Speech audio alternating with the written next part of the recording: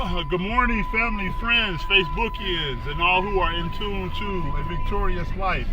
Journey to my wealthy season. I am Apostle Christopher Joseph Watson II, and I am off and running into my morning. I did something very, very different this morning. I haven't had breakfast at McDonald's in a while, but I received a free tab during the Monopoly game, or whatever game it is McDonald's is playing right now, for a free McGriddle. I haven't had one of those in a while. So I decided to get a McGriddle this morning with a hash brown and some cheese. $1.29 for a hash brown and an extra slice of cheese. That's called inflation, people. Inflation. So today is Relationship Wednesdays. I spoke to the Periscopians this morning about relationships. There's a 3-tier process to relationships: confidants, constituents, and comrades. I've been really interested in this teaching by Mr. Miyagi, my T.D. Jakes, or my Mr. Miyagi, Mr. Bishop T.D. Jakes. And I'm multitasking this morning. I'm trying to control the air and think about my McGriddle and my water, and also speak to you. But Bishop T.D. Jakes teaches about these 3 types of 3 categories in your relationships, and they are the confidants, the constituents, and the comrades. Now, confidants is the first tier.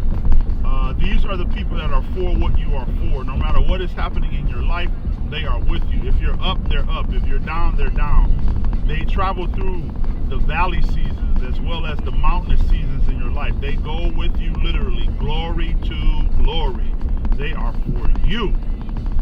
Jesus had 3 of them. That was Peter, James, and John. The one, John, the disciple Jesus loved. James, his deep and close brother. And John, we said John. And Peter, Cephas, the idiot of the group. The idiot who possessed the most revelation. St. Peter, the guy that started Catholicism. I revel at the thought of Peter being the one God entrusted the church of the world to.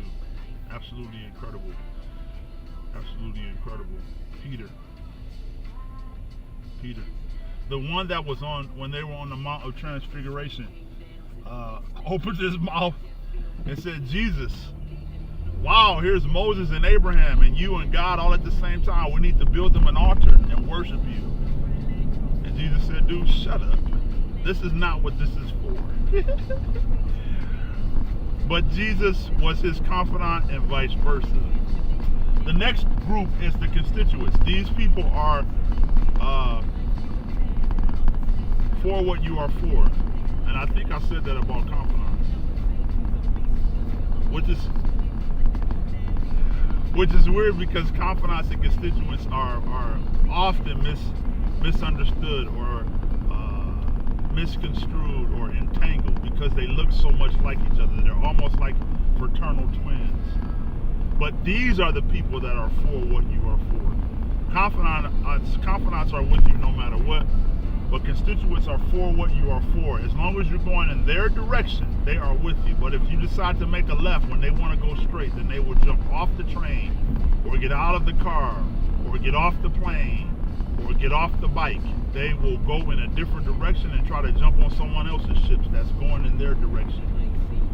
These Jesus had, they are the 12, or possibly the 5,000, or scratch that, the 70.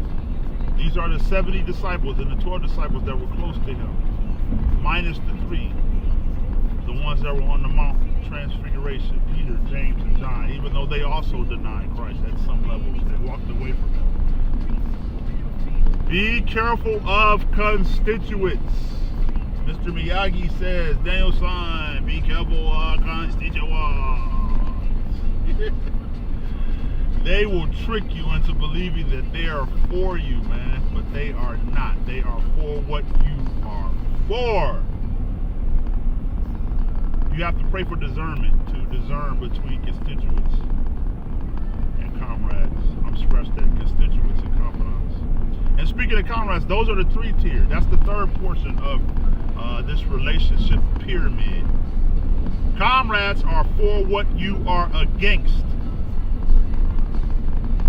They are against it too. As long as you guys are fighting the same fight, they are with you. But they may possibly be your enemy. They are your comrades. Comrades. These you don't have to worry too much about because they're only going to come in from time to time. They are a group of people. These are the 5,000.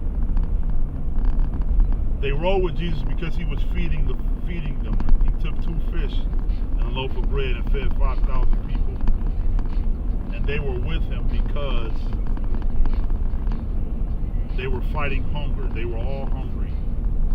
And they rolled with Jesus. They listened to him because he was feeding them. These are the comrades. So you have your confidants, you have your constituents, and you have your comrades.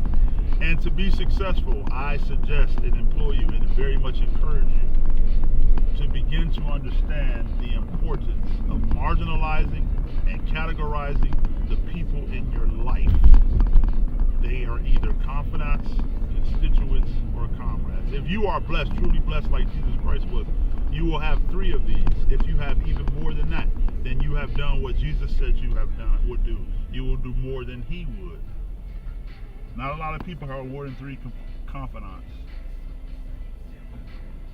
You have to really test the spirits on those confidants, man, because these are the people that are inside of your life. These are the people that have access to who you are. Be real careful of picking your confidants. Your constituents are the 12. If you have at least 12 or possibly somewhere between 12 and 70, you've done what Jesus has done. But you have to be extremely careful of these people because they are infiltrating you on a different level. These are your greatest haters. You know, the world teaches that to keep your friends close but your enemies, or keep your enemies, your friends close but your enemies closer. And I don't believe that. Because I am a grain goer, I go against the grain of life. I believe that your enemies should be further than your friends. Because your friends know your schedule. They know how to hurt you. They know when to break you. They know. They just know. They know your vulnerabilities. They just know. So you have to be careful of them. Your friends you should keep closer than your enemies. Because your enemies, they know. You know what they're in your life for. They're in your life to destroy you. But your friends are supposed to love you. But then they become your greatest enemies. So be careful of your friends, your constituents. And then your comrades, you need these. You need these to fight against what you're fighting against. Because sometimes the fight gets too rough. And you need to be held up. You need to be supported. So, to live a victorious life, get these 3 under control. Learn them. Categorize them. And most importantly, treat them for who they are. Love them for who they are. Do not try to make a comrade or try to love a comrade with the same love that you give to a confidant. Don't try to give the love of a confidant to a constituent. Learn to balance the 3. Absolutely important. Learn to balance the 3. And you will live a victorious life. I'm Apostle Christopher Joseph Watson II. And I will see you for lunch. God bless.